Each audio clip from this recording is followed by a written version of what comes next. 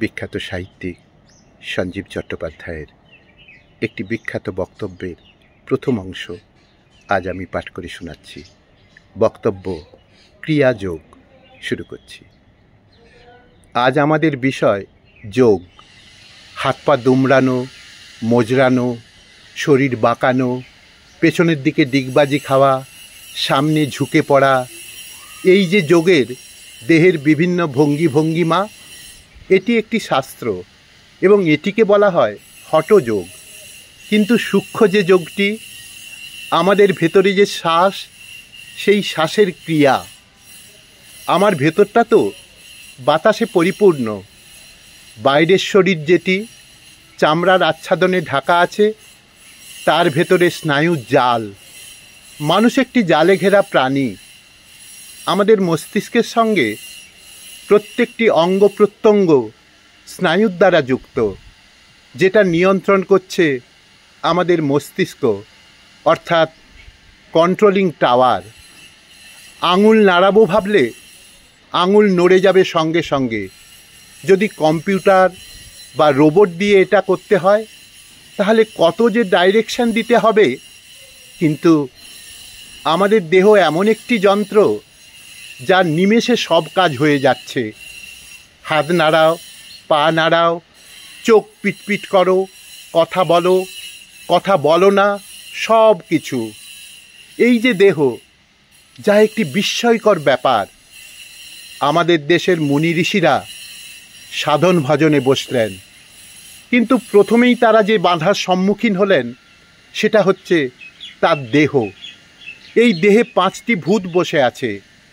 তার প্রয়োজন আহার, তার প্রয়োজন নিদ্রা, তার তৃষ্ণা আছে, তার প্রয়োজন জল। আবার নিলেই তো বাইরে বের করে দিতে হবে। তাহলে আমি যেমন নিচ্ছি, সেই রকম আবার বাইরে ফেলে দিতে হচ্ছে। বৈষ্ণব ভক্তরা বলছেন, পশুরা যা করে তুমি মানুষও তো তাই করো। খাও দাও, বংশ বিস্তার করো, ভোস করে ঘুমাও, আবার জেগে ওঠো। তাহলে তুমি বাড়তি কি করো? এর উত্তর খোঁজবার জন্য একদল সচেতন মানুষ, যাদের লাজলজ্জা আছে, মানুষ বলে যাদের ভেতরে একটি অহংকারের দীপ্তি টিপটিপ করছে। আমি মানুষ, আমি পশু নই, আমি কুকুর নই, আমি বেড়াল নই, আমি ছাগল নই, আমি মানুষ, আমি একটি শ্রেষ্ঠ জীব। এইটি ভাবতে ভাবতে তার মনে হলো, ওরা যা করে আমি যদি তাই করি, তাহলে তফাৎটা কিছু রইল না। বাড়তি কিছু করতে হবে, অনুসন্ধান করতে হবে। আমার রহস্য কি? কেন মানুষ শ্রেষ্ঠ প্রাণী? এর থেকেই জন্ম নিল দেহবিজ্ঞান। এর থেকেই জন্ম নিল যোগ, বিভিন্ন যোগ।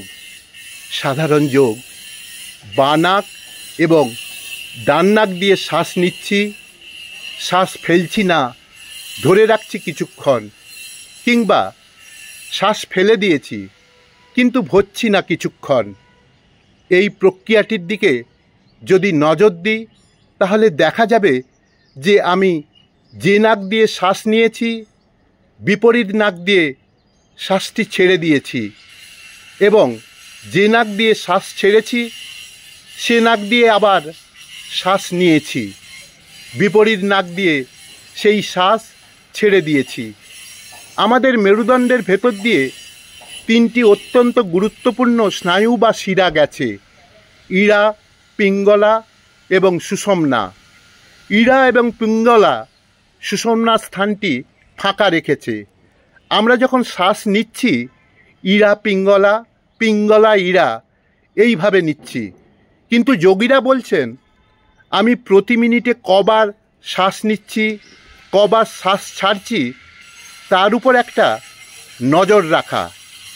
এইবার তার একটি লয় থাকবে। ভোস করে শ্বাস নেব, ছাড়ব, ভারী দ্রুত বা মন্থর, তা কিন্তু হবে না। আমার কাউন্ট যেন ঠিক থাকে। আবার বিলিতি শাস্ত্রে আলফা এবং বিটা ওয়েভের কথা বলছেন। আমরা যখন ভোরবেলা ঘুম থেকে উঠি, সকাল 8টা পর্যন্ত আমাদের মস্তিষ্কে যে তরঙ্গ খেলা করে সেটি হচ্ছে আলফা, ভারী শান্ত, ভারী সুন্দর, যেন এক ঋষি। তারপরে যেটি আরম্ভ হচ্ছে সেটি বিটা, সেটি হচ্ছে জাগতিক শ্বাস প্রশ্বাস। আমি বেরোবো, আমি গাড়ি চালাবো, আমি লাফাবো, আমি অফিস করব, ইত্যাদি ইত্যাদি। আমি বাঁ নাকে যত কাউন্ট শ্বাস নিচ্ছি, ডান নাকেও ঠিক তত কাউন্ট ছাড়ছি। ডান নাকেও যত কাউন্ট নিচ্ছি, বাঁ নাকেও তত কাউন্ট ছাড়ছি। এই যে অর্ডার, এই যে ডিসিপ্লিন, সেটা স্নায়ুর ধুকপুকুনি, ভেতরের ছুটোছুটি, উত্তেজনা, দুশ্চিন্তা, সেগুলোকে ধীরে ধীরে শান্ত করে দেবে, সেগুলোকে ধীরে ধীরে শান্ত করে দেবে।